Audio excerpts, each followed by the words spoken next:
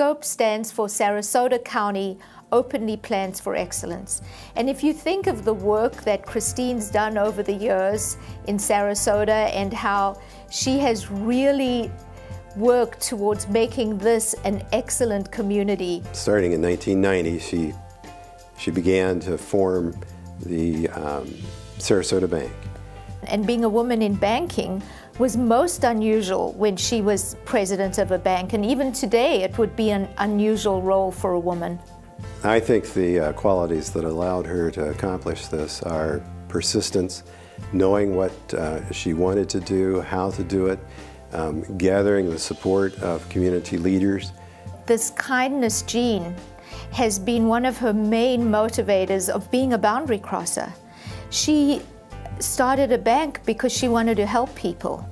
She moved into politics because she thought that it would be a better opportunity to change the world, to change the environment, to change her community.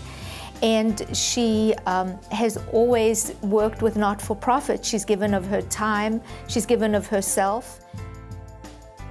Well, the reason for West Coast Black Theater Troupe, as founder, I felt that Sarasota needed a more inclusive theatrical platform. So I started the company in 1999, and Christine came along about 10 years later, after I struggled for many years trying to hold the strings together. And when we met, the first thing came out of her mouth is that I've always had a desire to breathe life into our African American community and bridge Sarasota a little more than what it is. She said, well, you're $150,000 in debt, but we can do that, and I'll do this for 6 months. Well, 4 years later, here's where we are. She wiped out the debt in 9 months and went on to just do a brilliant job because she's got just everything going for the person that can run this theater, even though she had no theater experience. All of her experience thus far has brought her to this place where she's perfectly suited to run this company.